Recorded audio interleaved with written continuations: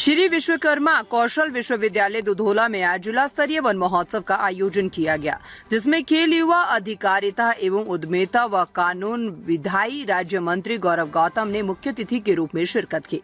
जिला स्तरीय वन महोत्सव समारोह में भाजपा जिला अध्यक्ष विपिन बैंसला, श्री विश्वकर्मा कौशल विश्वविद्यालय के कुलगुरु डॉक्टर दिनेश कुमार, उपायुक्त डॉक्टर जयेंद्र सिंह छिल्लर, जिला वन अधिकारी सुरेश कुमार पुनिया भी मौजूद थे। खेल राज्य मंत्री गौरव गौतम ने 77वें वन महोत्सव की हार्दिक शुभकामनाएं देते हुए कहा है कि आज का दिन केवल पौधे लगाने का अवसर नहीं, बल्कि प्रकृति के प्रति अपनी आस्था, पर्यावरण संरक्षण के प्रति अपनी प्रतिबद्धता और आने वाली पीढ़ियों के प्रति अपने दायित्व को पुनः स्मरण करने का दिन है। उन्होंने कहा है कि वन महोत्सव हमें ये संदेश देता है कि यदि हमें समृद्ध, स्वस्थ और सुरक्षित भविष्य चाहिए तो हमें प्रकृति के साथ संतुलित संबंध स्थापित करना होगा।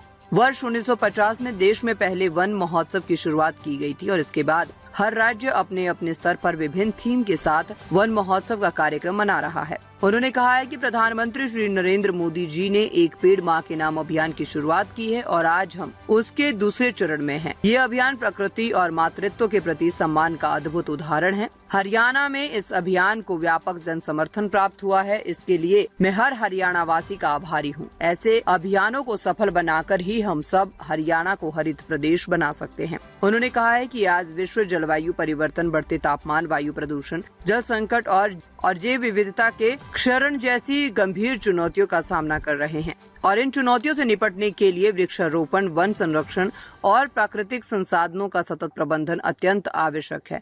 यही कारण है कि हरियाणा सरकार पर्यावरण संरक्षण को केवल एक विभागीय दायित्व नहीं, बल्कि जन आंदोलन के रूप में आगे बढ़ा रही है। उन्होंने कहा है कि वर्तमान मानसून ऋतु के दौरान हरियाणा में 1.40 करोड़ पौधे लगाने का लक्ष्य निर्धारित किया गया है। ये अभियान वन विभाग के नेतृत्व में संचालित हो रहा है, जिसमें सभी सरकारी विभाग, पंचायत, नगर निकाय, शैक्षणिक संस्थान, औद्योगिक प्रतिष्ठान, स्वयंसेवी संगठन, धार्मिक एवं सामाजिक संस्थाएं तथा आमजन सक्रिय भागीदारी निभा रहे हैं। ये व्यापक जन सहभागिता इस अभियान की सबसे बड़ी शक्ति है। उन्होंने कहा है कि हमारा उद्देश्य केवल पौधारोपण करना ही नहीं होना चाहिए, बल्कि लगाए गए प्रत्येक पौधे को बड़ा पेड़ बनाना लक्ष्य होना चाहिए। जिस प्रकार एक माँ अपने बच्चे को 5 से 6 वर्ष की उम्र तक उसको खिला पिलाकर उसकी जड़ मजबूत करती है, उसी प्रकार हमें भी अपने द्वारा लगाए गए एक पौधे को 5 से 6 साल तक उसकी देखभाल करके पेड़ का रूप दे देना चाहिए। उन्होंने कहा है कि प्रदेश में शहरी एवं अर्ध शहरी क्षेत्रों में हरित आवरण बढ़ाने के लिए लगभग 48 हेक्टेयर क्षेत्र में मियावाकी पद्धति के अंतर्गत संघन वृक्षारोपण किया जा रहा है। ये मियावाकी पद्धति वृक्षारोपण की एक जापानी तकनीक है, जिसे कम समय में घने देशी वन विकसित करने के लिए जाना जाता है। उन्होंने कहा है कि हमारी सरकार का दृष्टिकोण केवल नए पौधे लगाने तक सीमित नहीं है। हम अपनी प्राकृतिक एवं सांस्कृतिक धरोहरों के संरक्षण के लिए भी समान रूप से प्रतिबद्ध है। इसी क्रम में पवित्र उपवनों के संरक्षण, जलवायु अनुकूल देशी प्रजातियों को बढ़ाना तथा ज्यादा उम्र के पेड़ों के बचाव पर विशेष ध्यान दिया जा रहा है। देशी प्रजातियां हमारे वातावरण के अनुरूप होती है और जैव विविधता को सुदृढ़ बनाने में महत्वपूर्ण भूमिका निभाती है। इनका संरक्षण भविष्य की पर्यावरणीय सुरक्षा के लिए आवश्यक है। हरियाणा देश का पहला राज्य है जिसने पर्यावरणीय दृष्टि से 75 साल से अधिक उम्र के पेड़ों के संरक्षण के लिए प्राणवायु देवता पेंशन योजना शुरू की है। इस योजना में पुराने पेड़ों की देखभाल करने वालों को प्रोत्साहन राशि दी जाती है। उन्होंने जिलावासियों से आग्रह करते हुए कहा है कि एक पौधा अवश्य लगाएं और उसकी देखभाल का भी संकल्प लें।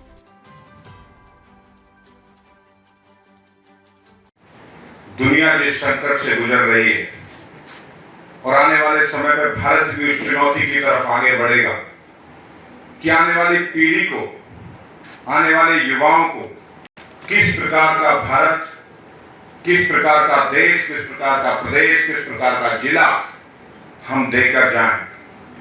साथियों, ये वन महोत्सव सिर्फ एक पौधे लगाने का अवसर नहीं है, बल्कि प्रकृति के प्रति अपनी आस्था, पर्यावरण संरक्षण के लिए प्रति अपनी प्रतिबद्धता और आने वाली पीढ़ियों के प्रति अपना दायित्व का पुनः स्मरण करवाता है कि हमारा आने वाली पीढ़ी के प्रति क्या दायित्व है, कैसे हम उनको स्वस्थ समाज, एक स्वच्छ हवा किस प्रकार से देने का काम कर सकते हैं। साथियों, में वन महोत्सव हमें संदेश देता है, यदि हमें समृद्ध और स्वस्थ सुरक्षित भविष्य चाहिए तो हमें प्रकृति के साथ एक संतुलित संबंध स्थापित करना होगा। 1950 में देश में पहले वन महोत्सव की शुरुआत की गई थी और उसके बाद हर राज्य में अपने अपने स्तर पर विभिन्न थीम के साथ ये वन महोत्सव का कार्यक्रम मनाया जाता है। माननीय प्रधानमंत्री नरेंद्र मोदी जी ने एक आने वाली पीढ़ी के लिए, युवाओं के लिए एक पेड़ मां के नाम का अभियान की शुरुआत करी। आज हम उसके दूसरे चरण में हैं। ये अभियान प्रकृति और मातृत्व के प्रति आज 77वां वन महोत्सव है और प्रदेश और देश के कोने कोने में आज पौधे लगाने का संकल्प युवा और आने वाली पीढ़ी ले रही है। उसी किन्ने में आज हमारी विश्वकर्मा स्किल यूनिवर्सिटी में आज प्रोग्राम था।